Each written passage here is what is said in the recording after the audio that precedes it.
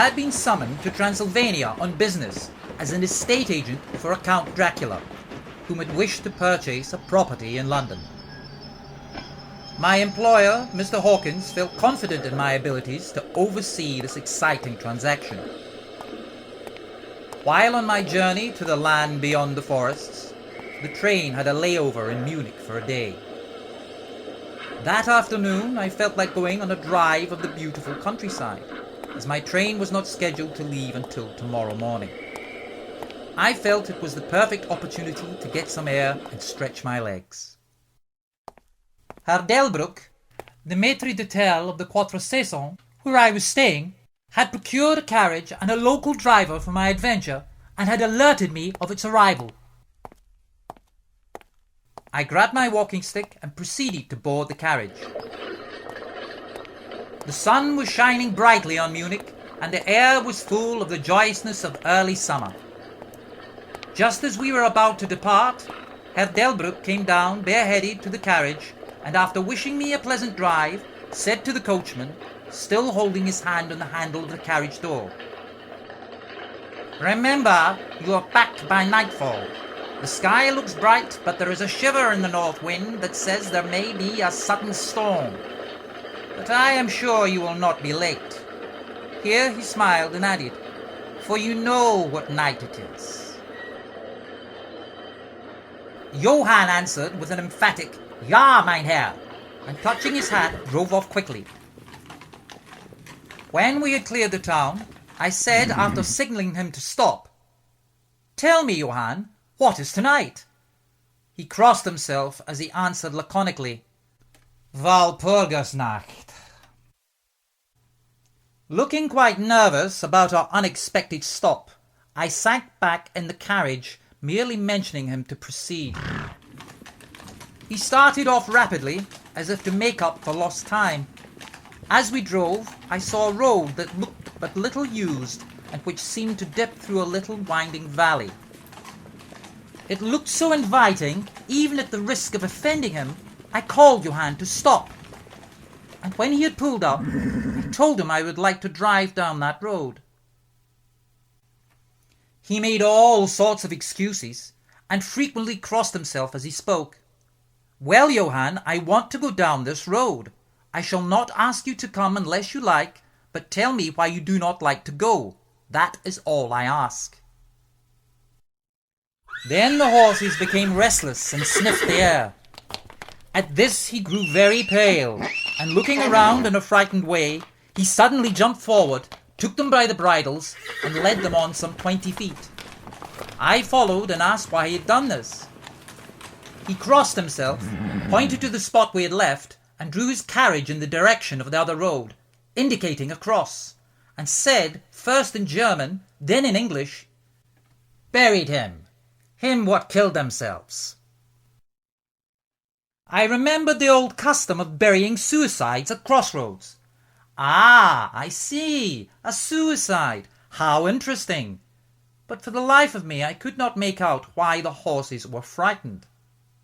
"Tell me," I said, "about this place and where the road leads," and I pointed down. Again he crossed himself and mumbled a prayer before he answered, "It is unholy." "What is unholy?" I inquired. "The village." "Then there is a village?" No one lives there for hundreds of years." My curiosity was piqued. "But you said there was a village." "There was." Finally, in agony of desperation, he cried, "Walpurgisnacht," and pointed to the carriage for me to get in. All my English blood rose at this, and standing back I said, "You are afraid, Johann. You are afraid. Go home, I shall return alone. The walk will do me good." The carriage door was open. I took from the seat my oak walking stick, which I always carry on my holiday excursions, and closed the door. Pointing back to Munich, I said, "Go home, Johann. Walpurgisnacht does not concern Englishmen." After giving the direction, "Home," I turned to go down the crossroad into the valley. With a despairing gesture, Johann turned his horses towards Munich. I leaned on my stick and looked after him, He went slowly along the road for a while. Then there came over the crest of the hill a man tall and thin. I watched him out of sight, then looked for the stranger, but I found that he too was gone. With a light heart I turned down the side road through the deepening valley to which Johann had objected. There was not the slightest reason that I could see for his objection, and I dare say I tramped for a couple of hours without thinking of time or distance, and certainly without seeing a person or a house. I took little heed of time, and it was only when the deepening twilight forced itself upon me that I began to think of how I should find my way home. The brightness of the day had gone, the air was cold, and the drifting of clouds high overhead was more marked. As I looked, there came a cold shiver in the air, and the rain began to fall. I thought of the miles and miles of bleak country I had passed, and then hurried on to seek the shelter of the wood in front. Darker and darker grew the sky, and faster and heavier fell the rain, till the earth before and around me was a glistening wet carpet. As the rain had ceased to fall, I walked out from the shelter and began to investigate more closely. It appeared to me that amongst so many old foundations as I had passed, there might be still standing a house in which, though in ruins, I could find some sort of shelter for a while. As I skirted the edge of the copse, I found that a low wall encircled it, and following this, I presently found an opening. Here the cypresses formed an alley leading up to a square mass of some kind of building. I stopped, for there was a sudden stillness. The storm had passed, a thick fog had blanketed the landscape, and perhaps in sympathy with nature's silence, my heart seemed to cease to beat. But this was only momentarily, for suddenly the moonlight broke through the clouds, showing me that I was in a graveyard, and that the square object before me was a great massive tomb of marble, as the fog that lay parted all around it. With the moonlight there came a fierce sigh of the storm, which appeared to resume its course with a long, low howl, as of many dogs or wolves. I was awed and shocked, and felt the cold perceptibly grow upon me, till it seemed to grip me by the heart. Then, when the flood of moonlight still fell on the marble tomb, the storm gave further evidence of renewing, as though it were returning on its track. Impelled by some sort of fascination, I approached the sepulchre to see what it was, and why such a thing stood alone in such a place. I walked around it and read, over the Doric door in German, Countess Dollingen of Gratz, in Styria, sought and found death, 1801. On top of the tomb, seemingly driven through the solid marble, for the structure was composed of a few vast blocks of stone, was a great iron spike or stake. On going back I saw, graven in great Russian letters, "The dead travel fast." There was something so weird and uncanny about the whole thing that it gave me a turn and made me feel quite faint. I began to wish for the first time that I had taken Johann's advice. Here a thought struck me, which came under almost mysterious circumstances and with a terrible shock. This was Walpurgis Night.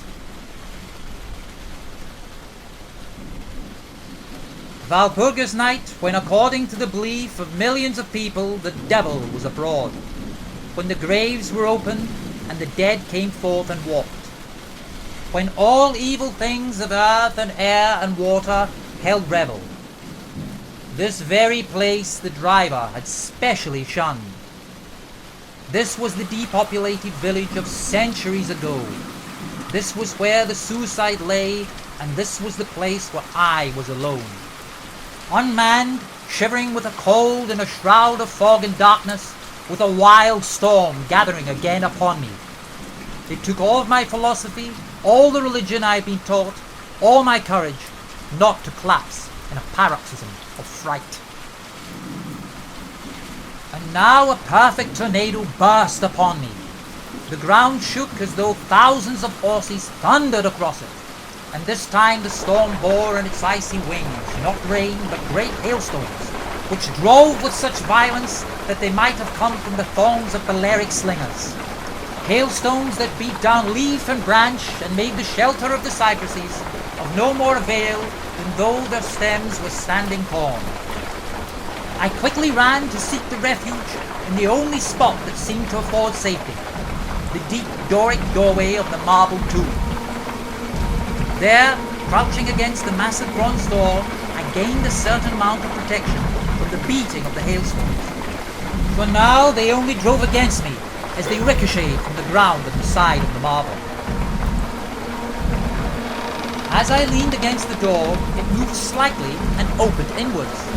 The shelter of even a tomb was welcome in that pitiless tempest, and I was about to enter when there came a flash of forked lightning that lit up the whole expanse of the heavens. In the instant, as I am a living man, I saw my eyes were turned into the darkness of the tomb.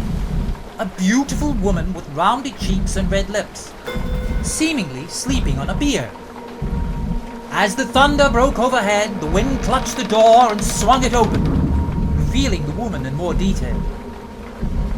Then as I entered, in my shock and horror, she bolted upright. I tried to scream, but horror gripped my throat as she slowly approached me.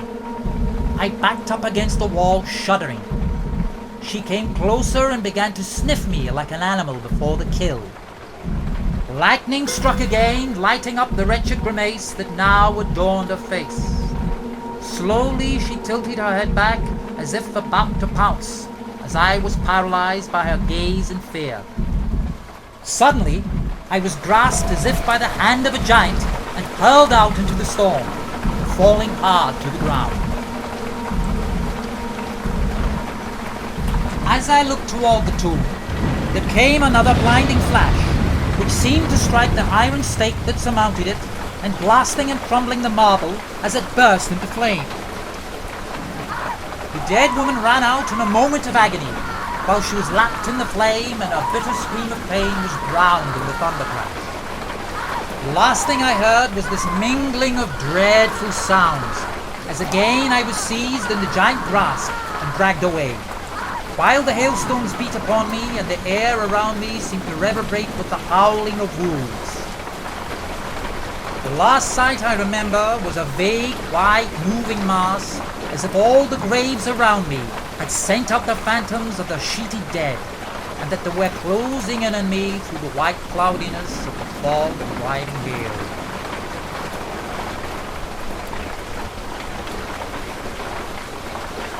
For a spell of time I remembered no more. Then I became conscious of a low growl, followed by a yelp, renewed again and again. Then, seemingly very far away, I heard a "Halloa! Halloa!" as a voice calling out from the darkness. Cautiously I raised my head and looked in the direction whence the sound came, but the cemetery blocked my view. The wolf still continued to yelp in a strange way, and a red glare began to move round the grove of the cypresses, as though following the sound. As the voice drew closer, the wolf yelped faster and louder. I feared to make either sound or motion. Nearer came the red glow over the white pall which stretched into the darkness around me. The wolf rose from my breast and made for the cemetery. I saw the man raise his carbine and take aim. A companion knocked up his arm, and I heard the ball whiz over my head. He had evidently taken my body for that of the wolf. As they drew nearer, I tried to move, but was powerless, although I could see and hear all that went on around me. One of the constables jumped from the horses and knelt beside me. As he raised my head, he placed his hand over my heart. "Good news! His heart still beats!" he shouted. The constable raised me to a sitting posture as he uttered a word of command. Then several men placed me upon a horse. He sprang to the saddle behind me, took me in his arms, gave the word to advance, and turning our faces away from the cypresses, we rode away in a swift military order.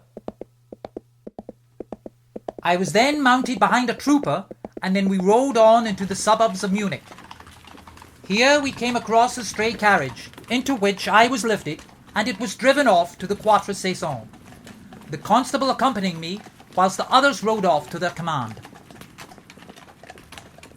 When we arrived, Herr Delbruck rushed so quickly down the steps to meet me that it was apparent he had been watching within. Taking me by both hands, he solicitously led me in. Over a glass of wine, I warmly thanked the constable and his brave comrades for saving me. He replied simply that he was more than glad, and that Herr Delbruck had at the first taken steps to make all the searching party pleased. At which ambiguous utterance the maitre d'hotel smiled, whilst the constable pleaded duty and withdrew. "But Herr Delbruck," I inquired, "how and why was it that the constable searched for me?" He shrugged his shoulders as if in depreciation of his own deed, as he replied, "I was so fortunate as to obtain leave from the sergeant of the command in which I served to ask for volunteers." "But how did you know I was lost?" I asked. "The driver came hither with the remains of his carriage, which had been upset when the horses ran away." "But surely you would not send a search party of constables merely on this account?" "Oh no," he answered. "But even before the coachman arrived, I had this telegram from the boyar whose guest you are." And he took from his pocket a telegram, which he handed to me, and I read, "Bistritz. Be careful of my guest. His safety is most precious to me. Should aught happen to him, or if he be missed, spare nothing to find him and ensure his safety. He is English and therefore adventurous. There are often dangers from creatures and wolves in the night. Lose not a moment if you suspect harm to him. I answer your zeal with my fortune. Dracula."